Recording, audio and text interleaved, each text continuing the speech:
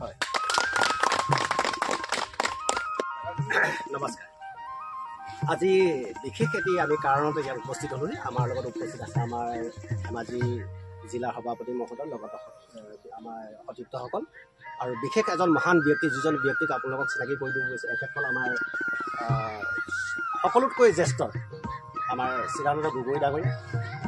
তেওঁ 20 বছৰ দিন সৈনিকত থাকি আহিলে আৰু থাকি আহি তেওঁ দেশৰ কাৰণে সেৱা কৰি আহিলে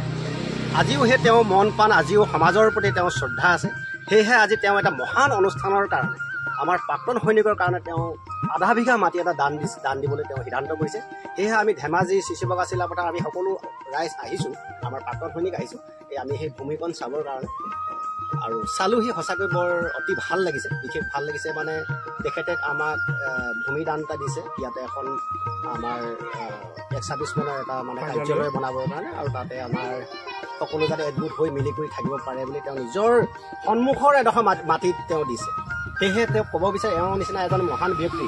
যিজন ব্যক্তিয়ে নিজৰ কথা চিন্তা নকৰি তেওঁ ৰাইজৰ কাৰণে চিন্তা কৰি নিজৰ অকণমান মাটি তেওঁ আমাক দান দিছে সেয়েহে আমি সকলোৱে তেখেতক শতবাৰ প্ৰণাম কৰিছোঁ আৰু তেওঁ ভৱিষ্যত যাতে তেওঁ জীৱন উজ্জ্বল হওক তেওঁৰ নাম চিৰদিনৰ কাৰণে থাকি যাওক ক'ৰবা আমি তেওঁক এবাৰ সকলোৱে চেলুট কৰিব বিচাৰিছোঁ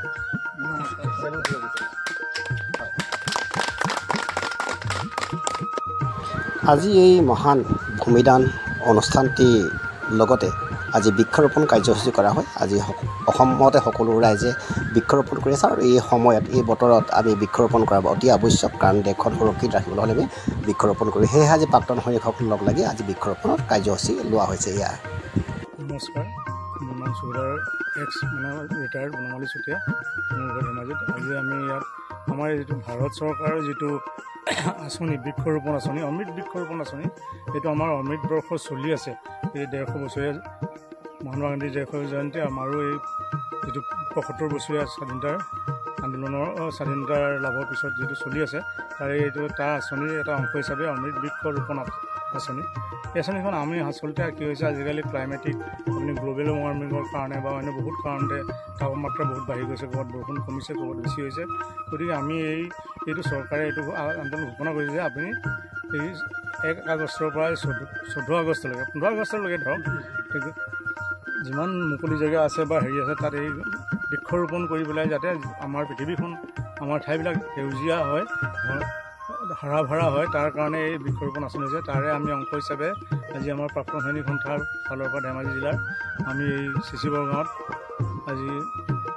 ইয়াত আমি বৃক্ষৰোপণ কৰা কাৰ্যসূচী লোৱা হ'ল আৰু এইখিনি আমি কৰিলোঁ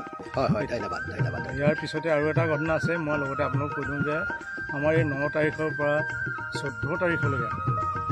আমাৰ এটা আঁচনি চৰকাৰ গ্ৰহণ কৰিছে যে ঘৰে ঘৰে তিৰংগা আপোনালোকে পাৰিলে মানে কৰিবই লাগে আমাৰ প্ৰত্যেকৰ ঘৰতে নিজৰ ঘৰৰ সন্মুখত এখন ৰাষ্ট্ৰীয় পতাকা তিৰংগা পতাকা উত্তোলন বিশেষকৈ আমি এইটো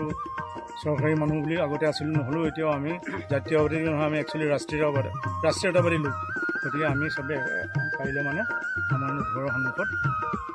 এখন তিৰংগা লগাবলৈ আপুনি আহ্বান কৰিছে ধন্যবাদ আজি এই মহান অনুষ্ঠানত এই অনুষ্ঠানটো আৰু মহান কৰিবৰ কাৰণে আমাৰ মহান ব্যক্তি সিদ্ধান্ত গগৈ ডাঙৰীয়া তেখেত উপস্থিত তেখেতে আজি ভূমিদানো কৰিলে লগত তেখেতে বৃক্ষৰোপণো কৰিলে হয় আজি আপোনাৰ দিনটো কেনেকুৱা লাগিছে আজি বৃক্ষৰোপণো কৰিলে আপোনাৰ ভূমিতে আৰু ভূমিদানো কৰিলে আপুনি কেনেকুৱা মনত কামনা লৈ আপুনি এই ভূমিদান কৰিছে আপুনি তাৰ বিষয়ে দুআষাৰ কওক মই নমস্কাৰ কৰিছোঁ আজিৰ দিনটো মোৰ কাৰণে চিৰস্মৰণীয় হিচাপে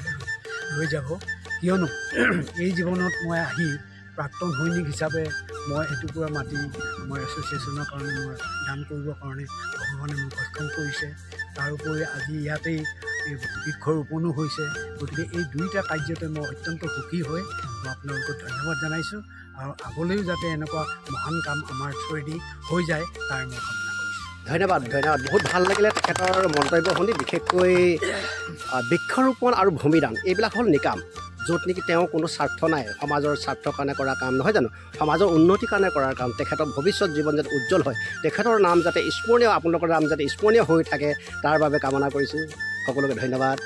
জয় হিন্দ